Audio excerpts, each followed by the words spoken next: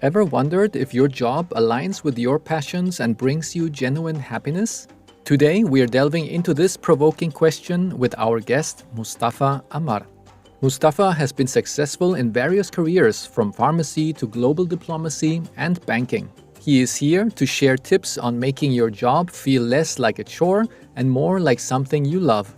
He is the founder of the Passion MBA, helping people change careers without taking big risks, losing pay, or missing out on new opportunities.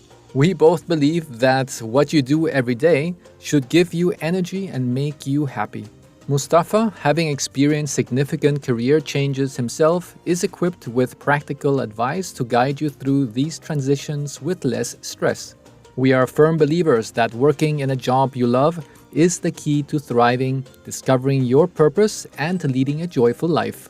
So join us as Mustafa Ammar shares simple steps for you to become the hero of your own story and turn your dream job into a reality.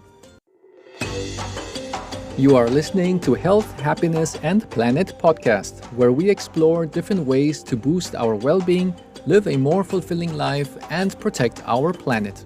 Join me as I chat with inspiring people and professionals from all over the world, uncovering strategies for improving our lifestyles and nurturing our precious planet. I am Juan, and this podcast is proudly brought to you by Wave Business Excellence Footprint, my digital training company that cares about your career and personal development. I am passionate about making the world a better place, so if you share my enthusiasm, this show is for you. Together, we can steer towards a healthier, happier life while leaving a positive footprint on our beautiful Earth. Join me as we explore how being healthy, happy, and caring for our planet are all connected. Hello, Mustafa, and welcome to the Health, Happiness, and Planet podcast. Hello, Juan. It's nice speaking to you and your audience. Thank you so much for having me. It's so great to have you here. Thanks for dedicating the time for us. One of my first questions is the question I like asking all of my guests, and that is to please tell us your story and your journey, and how did you get to where you are today? The story is a bit, it's not linear. It's going ups and downs, having a lot of challenges. If I would say it in a reincarnation terms, I lived a few career lives hopefully in one single life. I started my first career as a pharmacist out of a passion for chemistry. Then I moved to diplomacy. I'm originally from Egypt, so I was an Egyptian diplomat. I worked 10 years of my life as a diplomat in the UN in New York, in Malawi in Africa, and in China. And that was out of passion for bridging gaps among different cultures, better understanding, representing also my culture in the best possible way. At some point in my diplomacy career, I thought I reached the peak of my career. And I was looking like if I spent 10 more years in my career, I wouldn't achieve the same. And I was asking myself that big question, what's next? Until I found the answer. I moved to investment banking. So I work in a multinational bank. It's called AIIB, Asian Infrastructure Investment Bank. And it's very similar to the World Bank, but headquartered in China. And that was another big why for me, because I could see the value and the passion of bridging a lot of finance and helping to bring some finance from specific locations to developing countries. I work a lot on Latin America, the Middle East, Africa.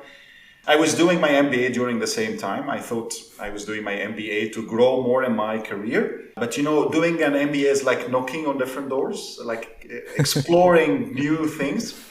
And I found very interesting stuff like being an entrepreneur, venture capital, private equity, investment, a lot of things. And I decided to leave banking career and also leave my diplomacy career because I was on leave in the same month and start my own business. My fourth life was in coaching. So luckily in the last 3 years, I coached hundreds of people. I had an impact on people to change and find their dream career. I have a company called the Passion MBA. I realized after a couple of years that there are a lot of room for growth. And I thought if I'm able at this moment to help dozens or hundreds of people in many different capacities, there might be a way to help bigger, pool of people. Yeah. And hearing of the great resignations, there are millions of people are leaving their jobs. I thought maybe the only way to scale that service is to build a startup, an online platform, to help as many people as I would. And I would say now I'm in the beginning of my fifth life, learning how to build an online platform, designing a multi-sided platform, building a startup. So it's a whole new life. Yeah, wow, that's so amazing. And in my past, I was also in the corporate world, and you only like very focused on one specific area. But then now when you start your own business, you learn that you have so many different hats on. Yeah, you have to be the IT guy, you got to be the finance guy, you got to be everything. Yeah, the marketing head. Yeah, and it's just so many things that you have to learn. If I think back, I was probably just 1 year listening to podcasts about marketing because I had absolutely no clue how to market anything. Yeah, because I was just so deep into the other things that I was doing because we had a department for marketing. Yeah, so I never had to think about it. And it is so amazing when you start your own business like you did. It's, again, that learning curve just goes way, way up again. I agree. Yeah. It's a very tough journey, but then when you start seeing the potential of learning new skills, as you say, like you learn a bit of marketing, a bit of sales, management, how to build a company from scratch, because the idea only exists here. And how to translate that into a reality while everybody around me cannot see that. But definitely it's a worth pursuing journey because it's one life. It's very precious life. So if there is a way to live up to the potential and know more about myself, what I could do, and have an impact people around you, I think it's worthy to to pursue. Yeah, and I think one word that I'm quite scared about is the word should. So when I reach to the end of my life, I should not be saying, I should have done this, I should have done that, oh, I could have maybe done that. These are all the things that we should avoid for the future. So if we really think that we are drawn towards something and that we resonate with something, then we should definitely go and try it out. Yeah, because why are we pulled or why are we drawn towards a certain direction? And why some people feel like I need to be a doctor. Other people say I need to be a shoemaker. You should just really feel what is your calling and try to go and experiment and see what happens out of that. Yeah. Exactly. And that brings us to a conversation around regrets. So research shows that we don't really regret that long our mistakes. It's a mistake that we learn from and we move on to an action, right? To iterate around that. But the long life regrets are the ones that's related to pursuing a dream, but you didn't. You had a dream, you had a calling, as you said, and just listening to people around you, conforming to what they really want from you, I'm not pursuing my dream. And that's the lifetime regrets. People, last moments in their lives, remembers those regrets. And it's really a very tough feeling. I really don't want to see myself in this. I don't want to see anybody in that tough moment. And that's why I think your business model is so good, because you're really helping people to go and listen to what is it that they're here for and what is it that they're passionate about so they can do that. And especially that working is really what you're going to be doing for the majority of your life. And why are you going to be doing something that you're not really so passionate about? Yes. Yeah. And that's where one has to be better aligned, with their true north. I agree. And we all mostly grew up whether in the schools or our family or parents, teaching us the only way to succeed in life and your career is to stick to one specialization, spend all your life there.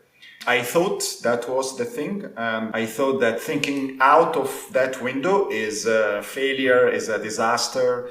Even when I moved to diplomacy and going against the flow, everybody was saying, you have your degree, you just have to continue in that industry. And I thought, I want to pursue another passion. I want to explore something new. And that feeling, kept going with me for a while. And I thought, okay, I'm wasting my time, even if I'm starting something that I'm passionate about. But then now seeing life from another holistic view, seeing, those 4 or 5 lives around, oh, this is much more interesting life, than just sticking to one specific industry. And I would argue that over specialization leads to extinction. If you stay in one industry all your life, over specialize in one tiny thing, I would ask, what if that industry goes extinct? What would happen? Or what would happen if you just get bored and had to spend the next 20 years of your life doing something that you're not passionate about? Yeah. So yeah. Yeah, and that could even be transferred, that way of thinking, to the microcosmos of a company itself. If you say, I'm an employee in a company, I only know how to do one specific task for one process. But what happens if the customer expectations change and they say, we don't need that process anymore, now we need something else? And then even within the company, you cannot survive because you're just so specialized in that one process step. Yeah, 100%. And I have seen in many cases that even on the management levels, or some managers, because they are specialists, they cannot see the value that a polymath, a generalist, or what I like to say, career shapeshifter can add. They see the world from only one specific perspective. If you don't have those 15, 20 years of experience in this specific specialization, you are useless. Yeah. While I saw as an outsider, like moving to banking and working in an investment department in a multinational bank, I could see the world from another angle. I could bring my former experiences and expertise with me to add more value to the team. It took a bit of time to some people, like specialists or expert bankers who have only spent all their life in banking, to see that value. But then seeing the world from that bigger perspective, if more people could see that value add and that value that can be brought by those career shapeshifter, I think the whole world would change. Yeah, definitely. Mustafa, you've been also researching some statistics to see what is the rate of employees, executive, top managers, business leaders who are suffering from work-related burnout. Could you give us an idea of where we are with that statistic? Yeah, as I recall, in 2019, there was a very massive study. It was done by Gallup. It was done on, I think, 60,000+ full-time employees around the world. And the results were shocking. It showed that 85% of people, full-time employees around the world, including, mid-level managers, hate their jobs, don't like their jobs. And looking at some numbers, if full-time employees around the world, the figures are almost 2.8 billion people around the world. 85% of them are almost 2.3 billion people.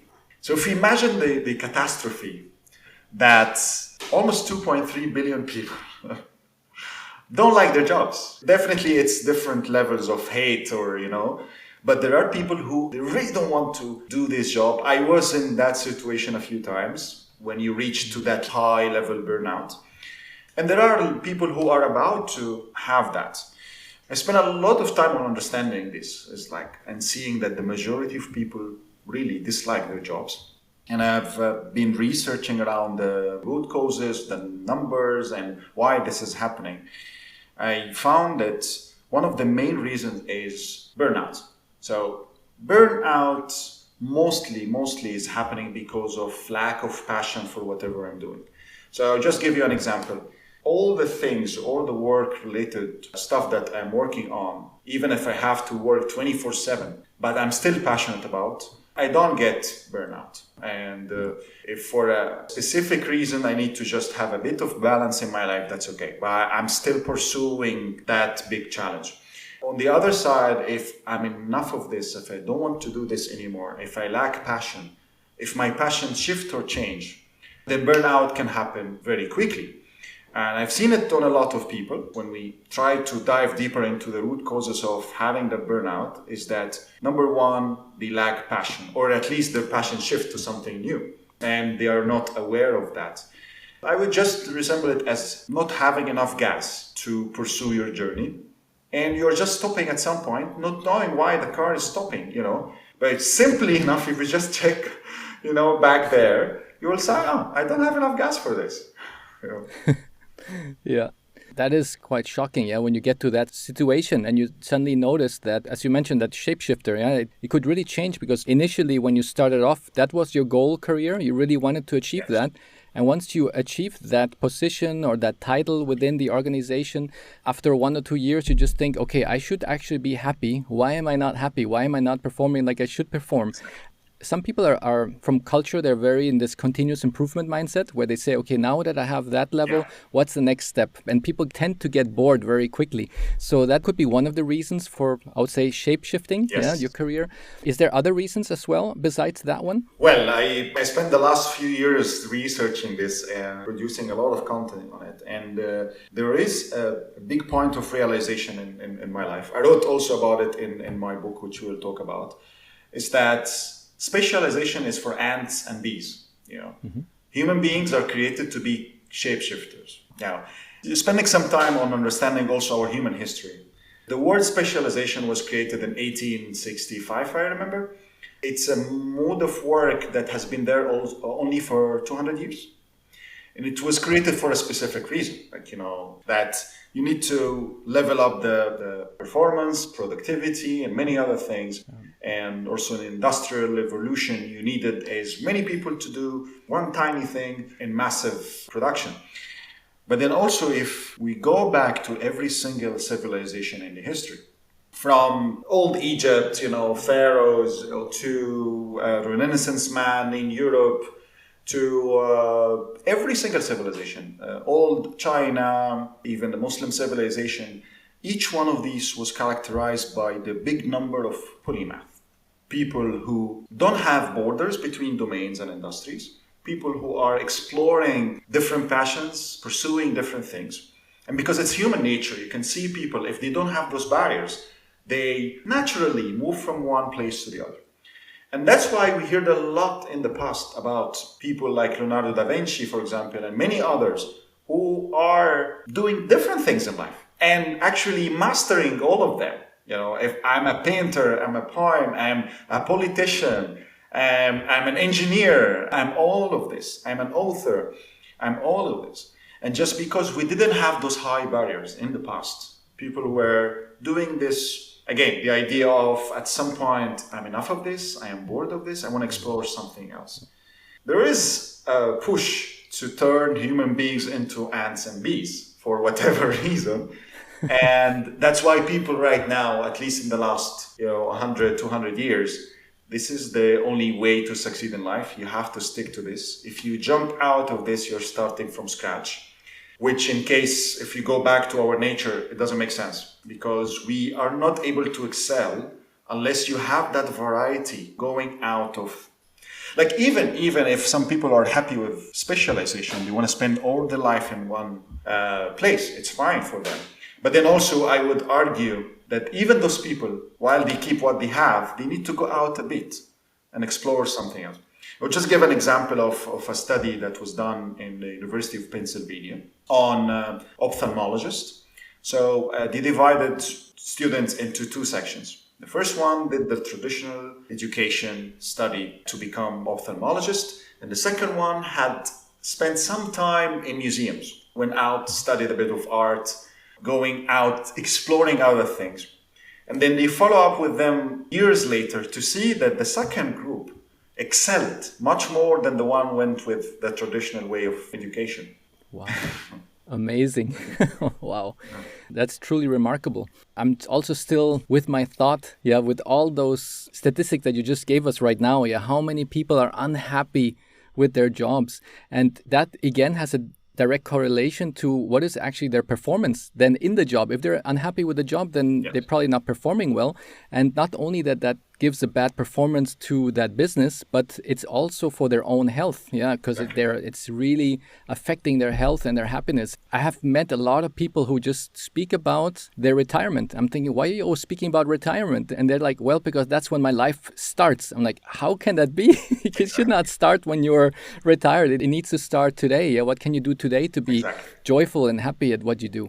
And that will then have a direct impact on your health and on your moods and the way you get up in the morning when your alarm goes off, that you jump out of bed with excitement and not just crawl out of bed and feel that it's a pain. Totally agree. And happiness in itself, it's just related to happy moments. It's like when I receive some good news or something, and I don't remember when was the last time I was like, wow, super happy jumping out of bed or whatever.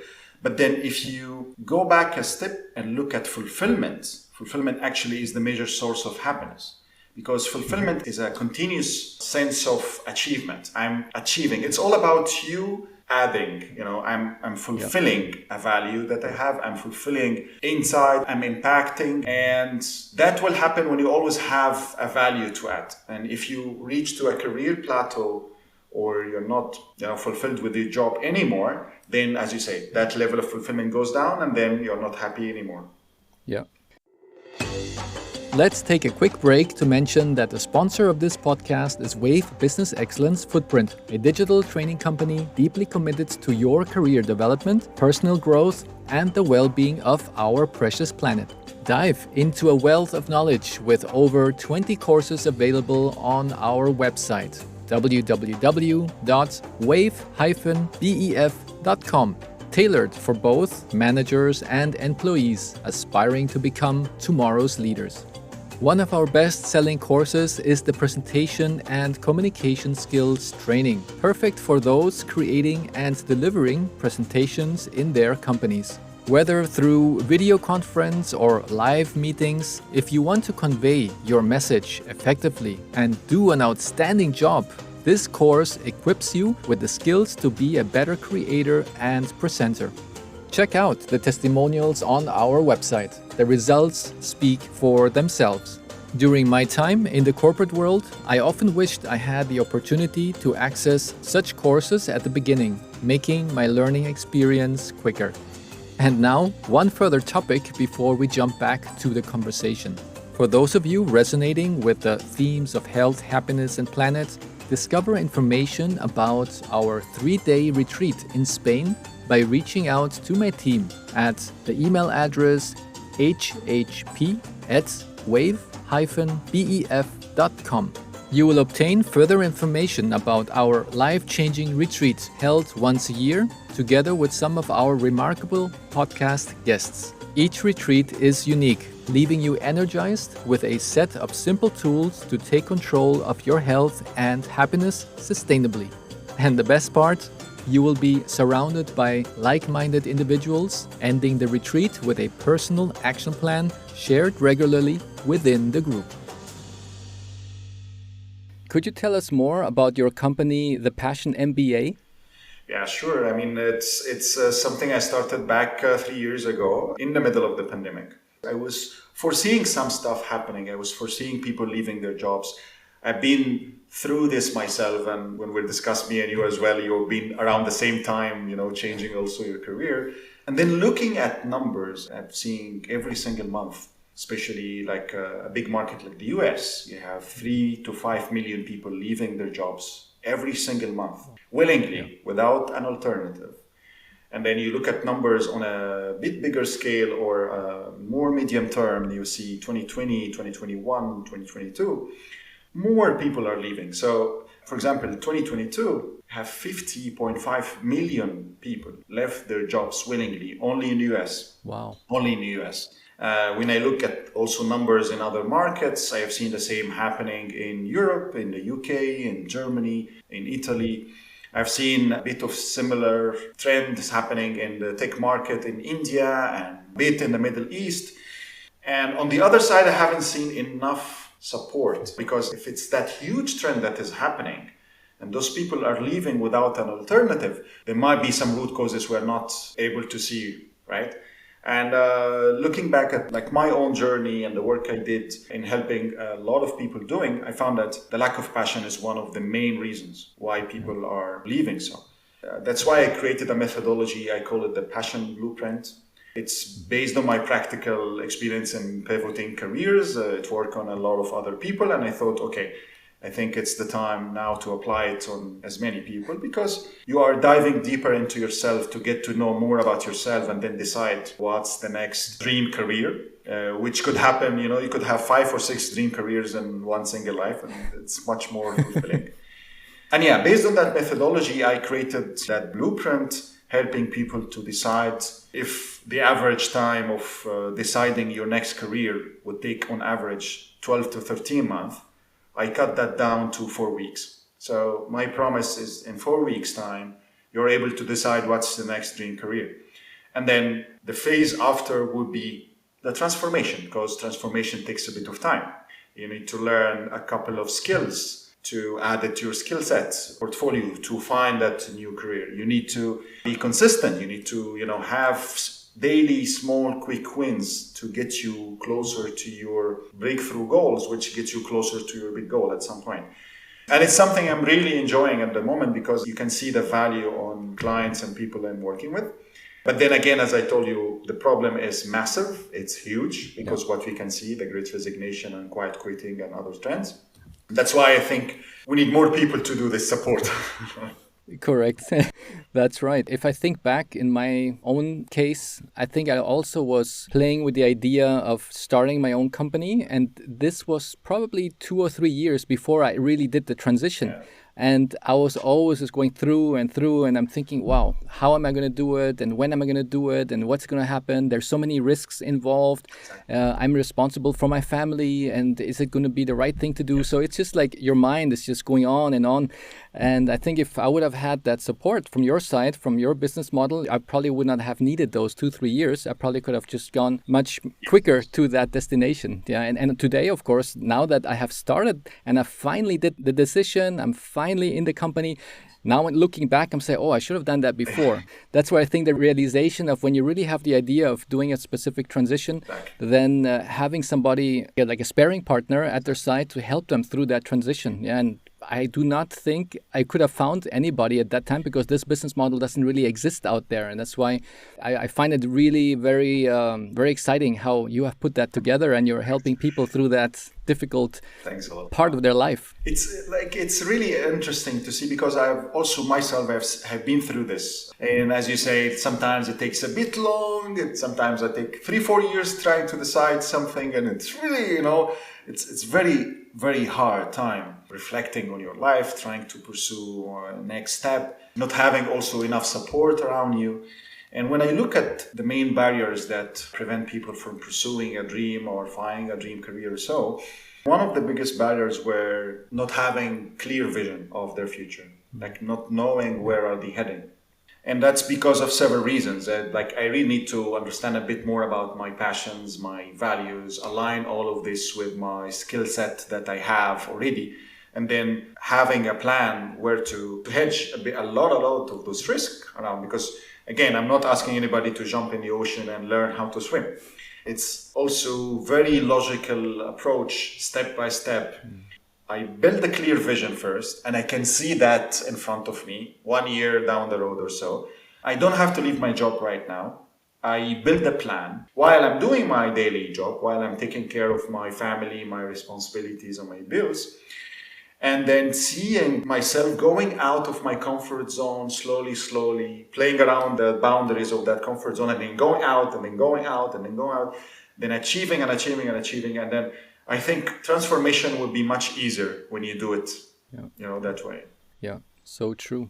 And when you see that blueprint, and you can see the progress also, because many times people get frustrated because they don't see the progress and then they think, okay, that's not possible. Or I will just stay then in your comfort zone because you're already maybe so long in that one job, in that one position that it has become very comfortable. Then they think, well, do I really need to go through that discomfort to do that passion? Or maybe I just stay here. I know I'm getting a specific salary every month and that's like your safe spot. Yeah. And now when you're going to do something else, it's like, okay, when is my first salary going to come in? When is the first money going to come? Are clients going to enjoy that service that I'm offering? All of these things, I think, would really be much easier for them once they have that roadmap that you create together with them.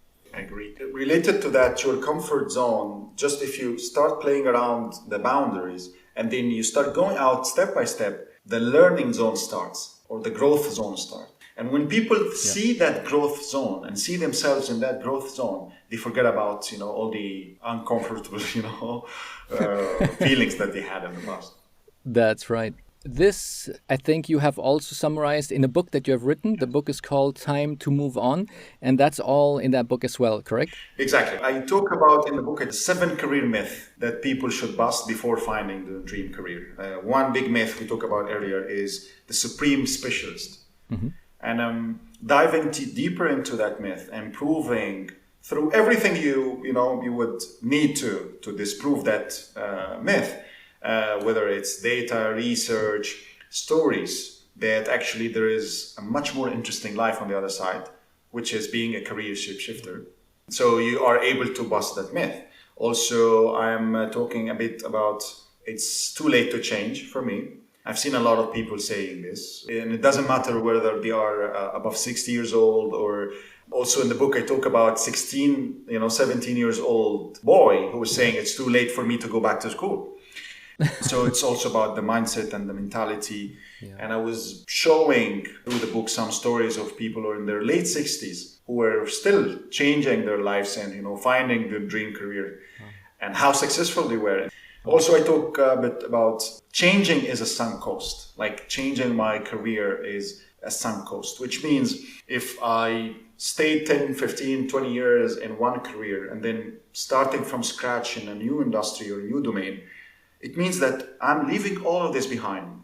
And it's not true. It's not true, and I'm proving it in many different ways, disproving this myth, including your skills, for example. And I would argue that every single skill you had with you in the past, you can transfer it with you in the new industry in many different ways. And I would argue and tell you a story. Like I studied pharmacy, so my major was chemistry. I loved chemistry so much, and that's what was the reason why I studied pharmacy.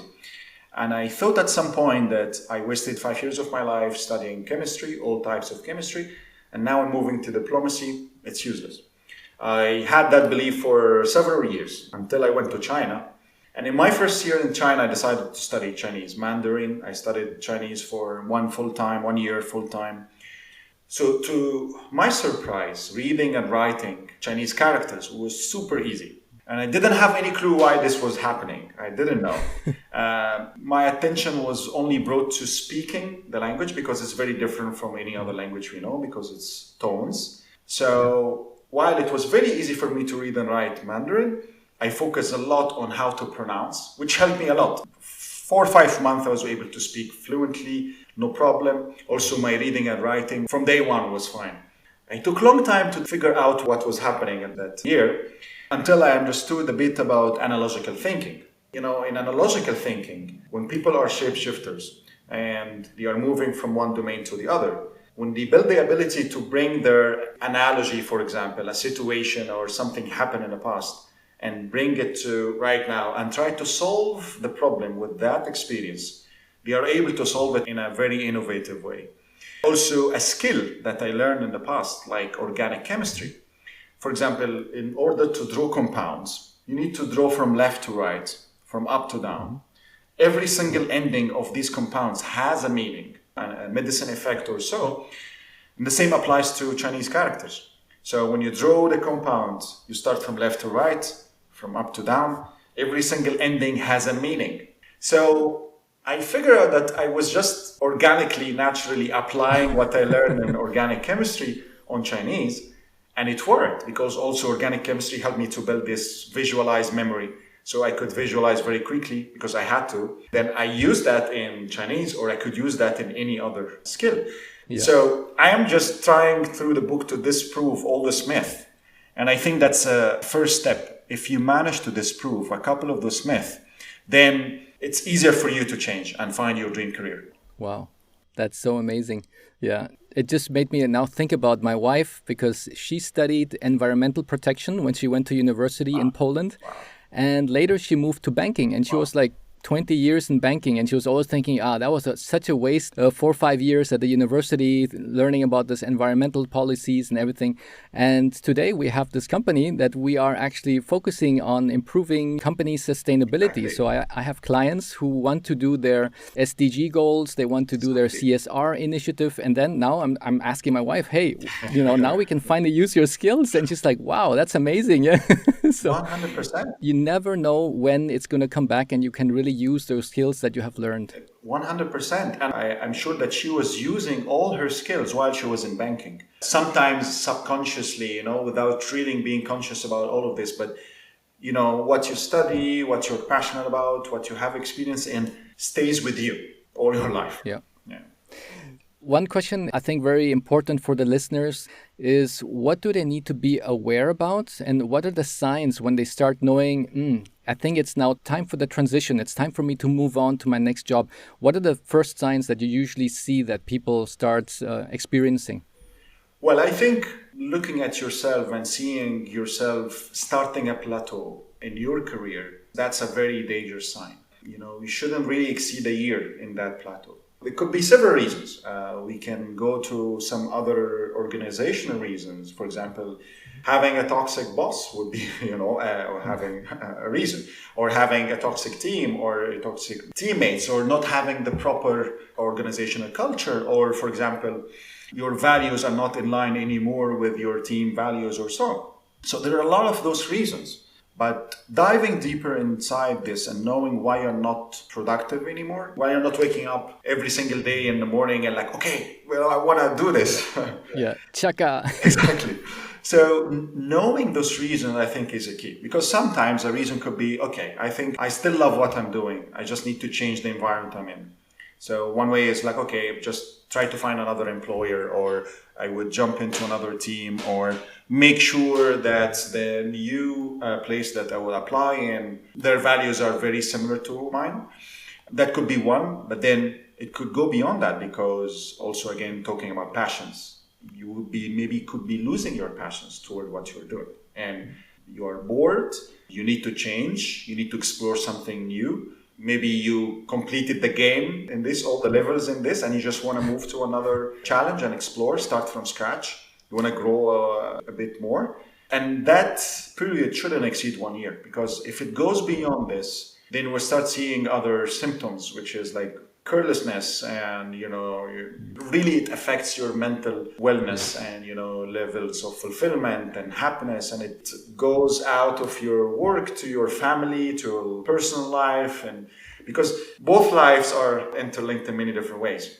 If I'm happy in my career, I'll be happy in my family, my personal life, and they all reflect on each other. If I'm not happy in my personal life, it would affect also my career. Yeah. Especially that we are not like those robots that can just stop one task and then continue with the next one and say, okay, now I'm not at work, now I'm at home. Now I'm not at home, now I'm in the gym. Exactly. We are all human, and humans really have to process things that are happening throughout their life. And you cannot just separate that like into compartments. And from people what I've seen in the corporate world, they really suffer a lot in their health. And I think that's definitely one of those signs when they know, yes, I'm not feeling good. How are my energy levels at the end of the day? Yes. Because what you also mentioned at the beginning of our conversation is that if you're doing something that you really enjoy, then you don't feel drained or tired. You feel even more energized. Exactly. Yeah, and that's why people who are passionate about their job, they even work on weekends and they don't feel that they were working, because they just said, what else would I do? Because that's what I do. That's what makes me happy. Exactly. And that's why if I think people start feeling like their energy is going down, that's already one of the red flags. Yeah. That's one of the red flags, that once you start having it, you really need to watch yourself very closely to figure out what's happening. Correct. While I've seen a lot of people don't look at this, and then suddenly burnout happens. When you are fully burnt out, you don't function 1 more hour. Like I've seen people are just leaving right now because you're completely burnt out and you are not able to sustain again or work. And I've seen people just deciding to stay for 1 year at home, or explore something new. But if you manage to foresee that happening and then see the root causes and then plan for the next step, I think that's much more healthier. Wow. The next question is exactly the opposite of what we were discussing right now, which is what are the signs when you know that you are in the right place with your career? Oh, wow. This is it's a very interesting question. It's close to my heart because that's my number 7 myth in the book. I'm in my dream career. After being in a few careers, I could say that being in your dream career forever, it's a myth. I put like 10 definitions of being your dream career, like examples, I wake up every single morning, I'm very energized, I want to do this job, the whole world is waiting for me to, to start my day. I have a great team, we are working as one person, we are supporting each other, we have the same goal. Another criteria would be my values, my personal values are completely in line with the organizational value. We are going to the same direction. My boss is super understanding. I'm really enjoying working with him. So 10 of these. And When I look at people scoring these numbers, it wasn't easy to get above 7 in all of them. So if you have above 7 on a score 0 to 10, above 7 in 8 out of 10, I think you are in your dream career. Yeah. Because it's very idealistic to reach 10 in 10 of them. It doesn't happen anywhere. So if you are there, that's good. But then it might be a bad sign if you are scoring 5 or 4 in 5 or 6 of them. So there are a lot of those signs, and it's important to know so. But also, it's a myth being in the same amazing place all your life, because I was once in a dream career I was so enjoying, but then if you have a restructuring in your team once a year and you survive 4 restructuring, 4 reorg in 4 years, maybe I don't want to do this anymore because it affects your mental health, and you are surviving, but there's no need to do this anymore. Suddenly you are with a good boss and suddenly you move to work in another environment, another lifestyle, another team. And all these criteria, when they change dramatically, then it's good to consider, whether you are scoring a bit considerably in majority of them or not. If not, find out why and then move on to find another dream career that would fulfill your potential and your passions and your values as well. Excellent. I really like the way how you are very structured, and you have those templates and those checklists, because I would say it's something that you can really grasp, because many times if people speak about this topic, it's all like very fluffy up there in the air, but nobody can really grab it, and I think the way how you are explaining it to me, it makes it for me like very clear, and I know you have a roadmap and there's the checklist, and you really can measure where you are today and if you're getting closer to needing a change or not. Thanks, Juan. And you said the right word, measure, because if it's not measurable, how would I, right? If, for example, on the other side, if you have a goal and that goal is not measurable, how can I reach that goal, right? When I talk to my clients, we talk about, we have to decide a few goals, whether it's a weekly, a monthly. It has to be super specific. And specific means how much, by when, specific time, and whether if it's an end goal or a process goal. Like, for example, if I want to lose weight, I have to be very specific. If it's 1 kilogram every week, for how long, until when? If it's a process goal, what I need to do every single day. Like, I have to exercise every single day for 45 minutes. When I wake up in the morning at 7 a.m., like, I have to be very specific, And if I can make it measurable, I think it's easy for people to figure it out and apply. Exactly. Then it's also doable at the end. Exactly. And now that you have seen various clients from your side, when they come to you, some of them maybe are at the beginning of their journey, of the transition, others are right in the middle, others maybe just are almost finalizing their last steps. What would you say are the top mistakes that you have seen so far that people are doing when making a transition to a new career chapter? I've seen a lot of those mistakes. Unfortunately, people keep their fears around them a lot. I mean, we all have fears, and it's very human to have your fears. But then very practically, if you manage to list out your fears and put them in front of you and then address them one by one and see which one realistically would be real and which ones are not. I've seen people, even after sometimes spending time on seeing those potential, always looking at their fears. It's very tough, but then also you really need to look in front of you. And if you achieve that much in transitioning step by step until one specific, goal or breakthrough goal, then I think those fears actually are not real. There are many ways to address those fears. That's one big mistake. I would also, thinking of other mistakes, is people not trusting themselves enough that they can do a lot.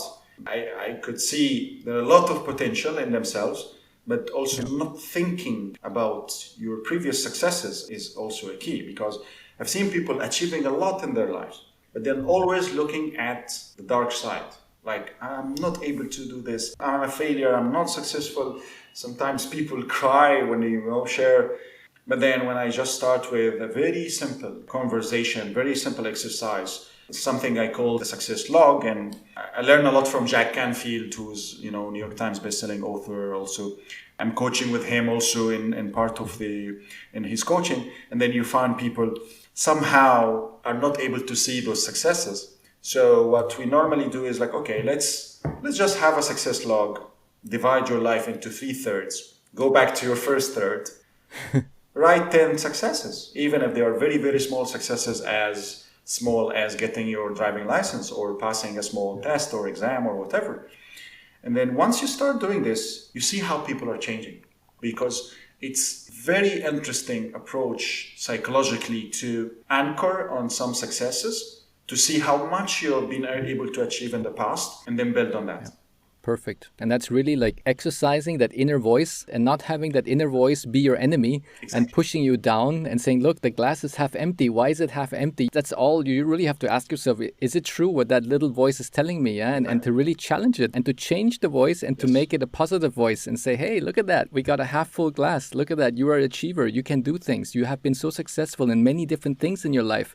And that, I think, is one of the very important aspects to really try to figure out, how am I going to change that voice so that it supports me and not destroy me. I agree. And in my corporate career, I've like in some very down moment, very dark moments, you are really in that tough situation where like, I'm a failure, like, because unfortunately the environment around you is not supportive enough in many different ways. And if you listen to all those voices, you're going to lose yourself. But then a very quick exercise, I just go through my mobile phone and look at the successes that happened in the last 5 years. Yeah. Just look at those photos. And then I come back to myself and say, wow, I am in this dark moment. I'm looking at myself as a failure and I was able to achieve all of this. No, don't listen to all of this and keep moving and keep building. And it's the same advice for everybody. Just go back to those successes, build on them, anchor on them, and then move on. Yeah. Excellent.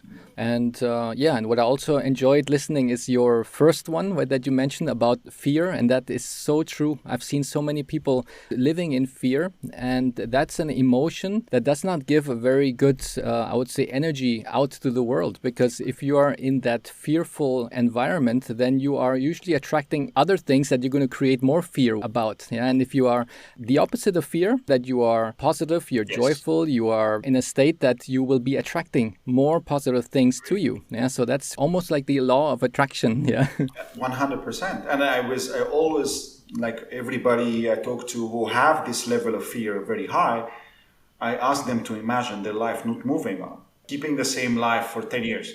And I would ask, okay, from that point of fear, because you are always afraid, what would you be rather afraid of? Trying to pursue something, it's risky, or staying still for 10 more years, 20 more years, and seeing your life never change? What would you be afraid of? Yeah, that would be like, I don't want to see myself 20 years doing the same thing. Then I say, okay, if you can use the power of fear, in another way, use it this way. Wow, that's so good. Thanks for giving us that advice to look at it that way. It's really very nice to do that exercise. Now that we're getting almost to the end of our podcast episode, what services do you offer your clients, and how does that work? Is it online, or could you give us more information on how that goes? Well, until now, still my coaching is, I do one-to-one. And I was at the stage where I was scaling that business, doing a bit of coaching, but then also I saw the impact, again, the idea of having an impact. I would maximum help 120 to 140 people every year. And I thought that's not what I really want to do.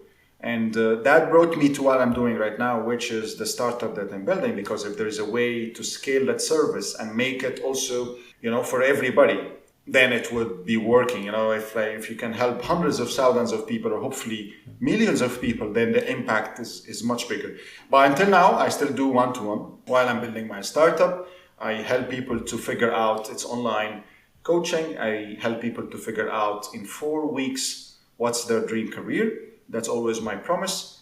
And after those 4 weeks, people, once they finish that phase, they come to me and they say, okay, how we can start the next phase? Because the idea of seeing that future very close and very clear picture is very powerful. And then the transformation is transformation. It takes a bit of time. On average, 6 months to 1 year, depending on, where you want to head. And it's mostly weekly to bi-weekly conversation.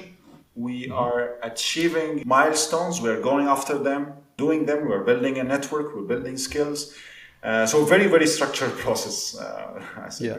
Excellent. Excellent. Well, it sounds so interesting that I think whenever I will be switching my future career, I will definitely contact you. Thank you so much, Juan. And yeah, I'll be happy, of course, in many different ways. Also, the idea of having such platform is to democratize this service. It's like if there's no such service on a very, very high scale that help as many people as you could. So having such platform can help as many people, whether it's building the right network or having the right plan, right support, right mastermind, all of that. Yeah, perfect. And my final question for today is, where can my listeners find you? Thanks, Juan. So my website is thepassionmba.com. Also mustafaammar.com, Mustafa, M-U-S-T-A-F-A, Ammar, A-M-M-A-R.com.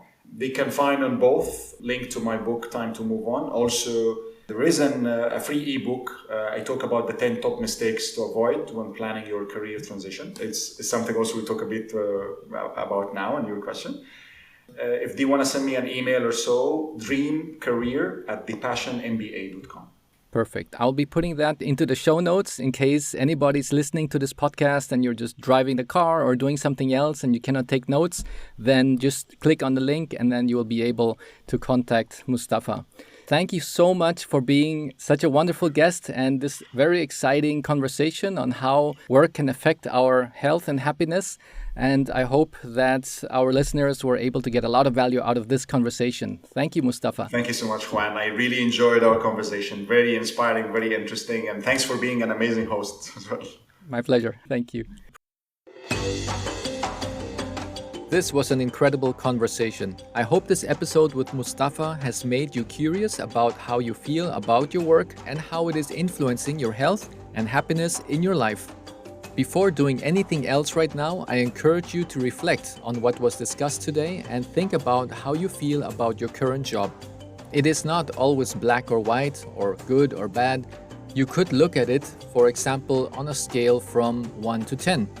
In this episode, Mustafa explained some signs that you will notice once it is time to move on with your career before it starts affecting your well-being. Therefore, my question to you is, where are you now with your satisfaction level with your work in a scale from 1 to 10?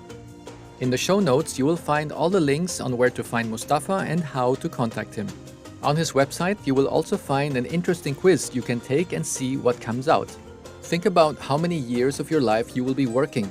You deserve to do something that is fulfilling and fun, as this will be one of the many factors that will make you a happier, more radiant and energized person.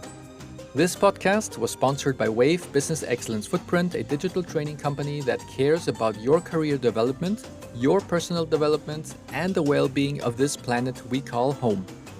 On our website, www.wave-bef.com, you will find a total of 22 courses. 7 of those are designed for managers and 15 courses are designed for employees who strive to become the leaders of tomorrow. I value your feedback and I would love to hear from you. Please rate, subscribe, and share this episode with those whom you think will profit from this information. Your support means the world to me and it motivates me to keep producing content that adds value to your life. I look forward to seeing you in the next episode. Big hugs, everyone.